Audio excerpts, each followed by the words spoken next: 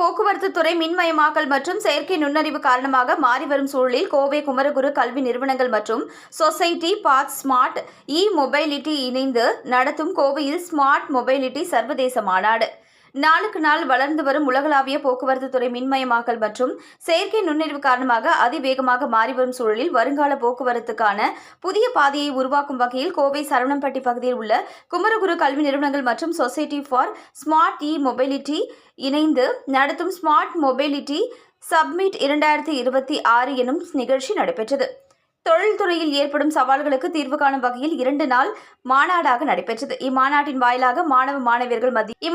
வாயிலாக மாணவ மாணவியர்கள் மத்தியில் உரையாற்றிய குமரகுரு கல்வி நிறுவனங்கள் முதன்மை கண்டுபிடிப்பு மற்றும் ஆராய்ச்சி அதிகாரி டாக்டர் குறிஞ்சிக்குமார் கூறியதாவது, ஸ்மார்ட் மொபைலிட்டி என்பது வெறும் முன்னேற்றம் மட்டும் இல்லை எனவும் இது ஒரு மறுசீரமைப்பு என்று தெரிவித்தார்.